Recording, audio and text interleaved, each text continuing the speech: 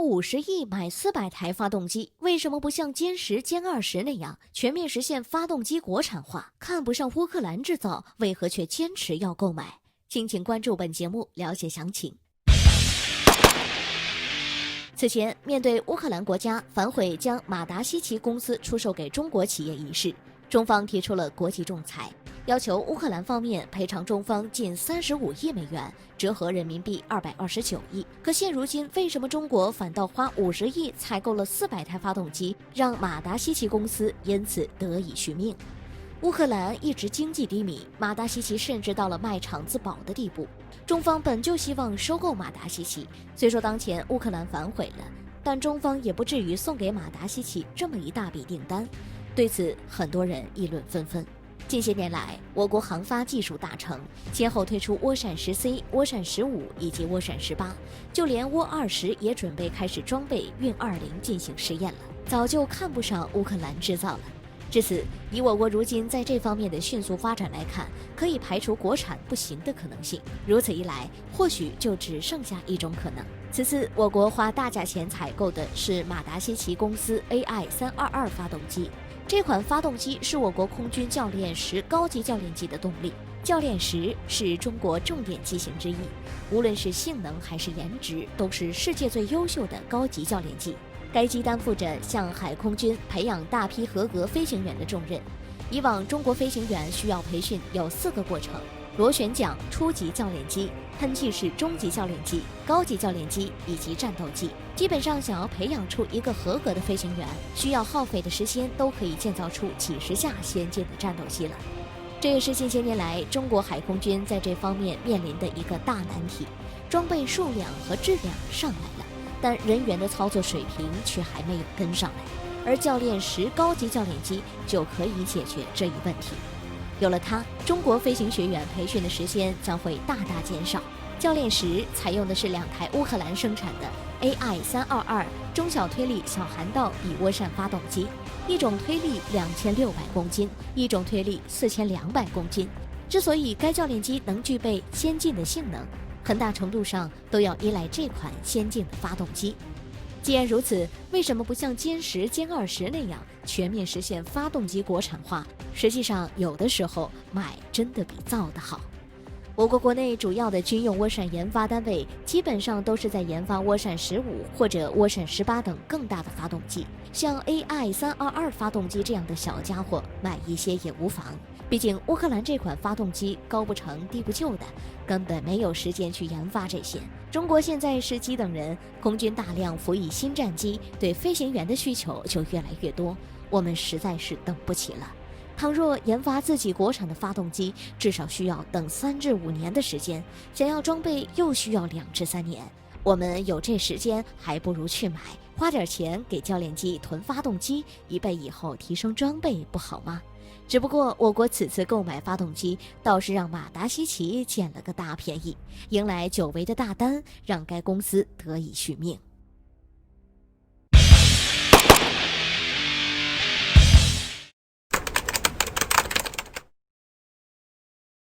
世界上包括歼20、苏57在内的第5代战斗机，还有美国的 F-22和 F-35。其中 F-35是目前国际市场上唯一一款在售的5代隐身战斗机。因为 F-35用途众多，性能优异，并且性价比高，所以很多国家都对该战斗机非常感兴趣。虽说 F-22和 F-35都是5代机，但是相比之下，研发 F-35战斗机能让美国的财政减少压力。不过 F-35却没有少吸收研发 F-22时所积累下的经验。可哪怕是这样，设计者在研发 F-35的过程中，由于同样要考虑承担多个军中任务，以至于不仅成本没有达到预期，还出现了不少问题。近日，美国国防部正式宣布，因为当前国内疫情严重，将无限期搁置全速生产 F-35战斗机。针对美国方面给出的这一解释，可信度并不高。尽管美国国内疫情很严重，累计确诊人数超过2460多万，但在这个情况下宣布停产，分析认为疫情很可能不是导致 F-35没办法全速生产的关键原因。F-35虽说是第5代战斗机，但是自该战机试飞开始就饱受缺陷的争议。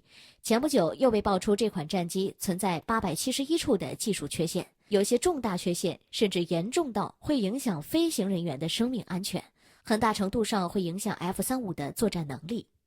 洛克希德马丁公司曾对此表示，会用升级来解决该战机的诸多缺陷，但寄望于升级来解决所有的问题，未免不太现实。由此不难猜测出，是该公司为了获取更多的利益采取的片面说辞。另外 ，F-35在空对空作战方面并没有那么突出，而且开发成本很高，开发无预期的进行必定会导致成本严重超支。在载弹量方面 ，F-35只能在弹舱里携带4枚空导弹。尽管洛克希德马丁公司此前对外宣布一个名为野兽模式的作战模式能够让 F-35的武器挂载能力增强，打击能力提升，但这样一来就会造成该战机机动性能下降，严重的话很可能会丧失隐身功能。正因如此 ，F-35在载弹量方面的弱点导致该战机的战斗力一直遭受到质疑。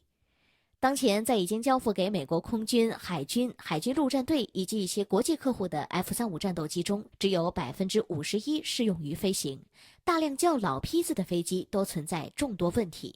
此前，澳大利亚从美国购进100架 F-35A 战斗机，因为射击瞄准机制以及软件存在问题，至今无法参与作战行动。很多澳大利亚人还对此表示，这是买了一堆毫无作用的玩具回来。早在之前 F-35就出现一系列问题，如今借疫情停产，只不过是该国认为的最好的借口。当然，也有人猜测 F-35接连出现零部件质量不过关，是因为稀土断供。但不管是什么原因，对美国来说都是坏消息。现在，美国什么时候能恢复生产 F-35，已是难以预料。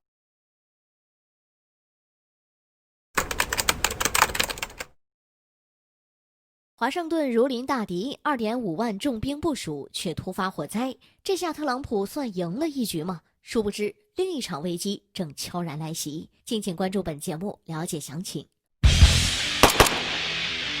为确保20日就职典礼顺利举行，此前一名美国国民警卫队发言人表示，已将2.5万国民警卫队士兵部署到华盛顿。据悉，当前首都华盛顿设立军事化的红区和绿区，前者只允许获得授权的车辆进入，后者只允许居民和商户通过。这样的措施将会持续到21日就职典礼结束后。实际上，不止首都华盛顿，美国各个地区都在为可能发生的骚乱紧张准备着。可还是无法防止未知的事件发生。18日，华盛顿国会大厦附近发生一起火灾，触发了国会大厦的警报，导致正在进行的就职典礼彩排取消。当地的消防官员和警方表示，这起火灾发生在距离国会大厦1.6公里处，一个无家可归者的营地，是流浪汉生火引起的。由于火灾很快就被扑灭了，所以并没有造成人员伤亡。伴随着20日越来越近，尽管在华盛顿部署了2.5万士兵，但难保这些人不会想出纵火的方式进行阻止。不然，为什么在彩排典礼当天发生了火灾呢？说是巧合，想必没有人相信。从这也就能看出，20日就职典礼当天，支持者们很可能会有大动作。那么，部署在华盛顿的2.5万士兵能否防得了特朗普，还很难说。但是，就算防得了特朗普，也防不了另一场危机。美国有线电视新闻网称，虽说国民警卫队有鼓励有症状或者接触过感染病毒的人员接受新冠检测，但是病毒仍然可以通过无症状感染者进行传播。哪怕他们在抵达华盛顿接受体温检测、戴口罩或者保持社交距离，也有很大可能会被感染。再者，倘若再次有类似于国会混乱的事件发生，这些士兵们就很难保持一定的社交距离。传言说，由于美国官方并未对进入到华盛顿的国民警卫队士兵进行全员检测，目前已有很多士兵被感染。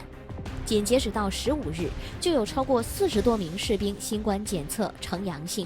在此之前，有媒体报道国会大厦内部躺满了士兵，如此密集的接触无异于加剧感染的风险。值得一提，国会很可能早已经被新冠病毒入侵了。特朗普的支持者们大闹国会是在近期发生的事情，而就在这几天，已有消息透露出国会多名议员感染新冠。如今数万士兵涌入华盛顿，还不进行新冠检测，必将造成美国疫情加剧严重。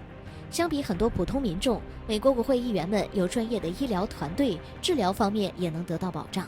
但在当下美国确诊病例超过2462万人来说，一旦20日就职典礼上出现更大的闹剧，美国确诊人数必定会以惊人的速度扩张，届时这个烂摊子就会归到拜登身上，短时间内很难扭转局面。